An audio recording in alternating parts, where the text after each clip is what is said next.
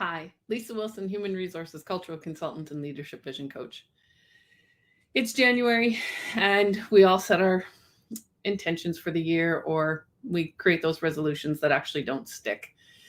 But I have a different way of doing this, and especially for you leaders out there, this is a really important time to do this. So right at this time of the year is a really good time to review your mission, vision, and values.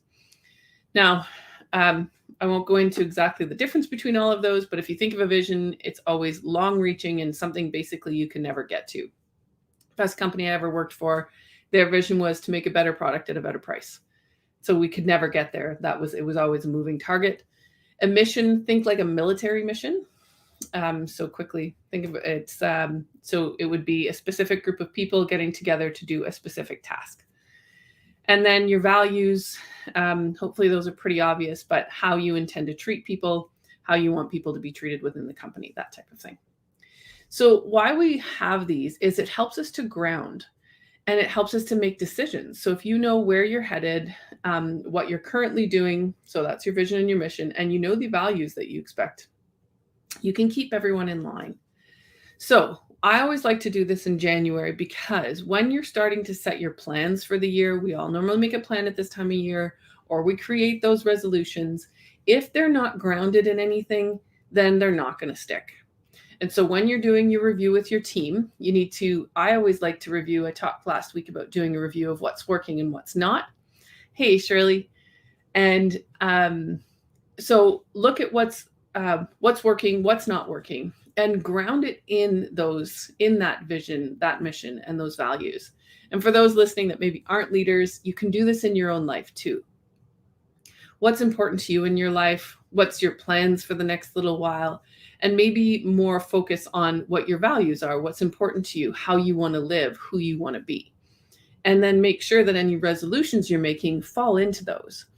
Because when we don't ground it in anything, it just goes away. So I know this time of year, everyone says they're going to go to the gym. And I do remember this when I actually went to the gym, is that for January and February, the gym was just full all the time. And somewhere in the middle of February, it's not full anymore, because all of those people have made a resolution to go and work out, but they haven't done it in a way that works for them. So you need to find a way that works for you.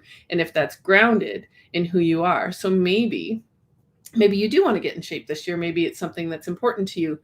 Well, but if something like, if one of your values is taking care of the environment, maybe you'd be better to go take a walk somewhere in nature than you would be to go to a gym. Both are just as effective. So think about what's important to you, where you're headed. And at this time of year, it's really good to have that focus.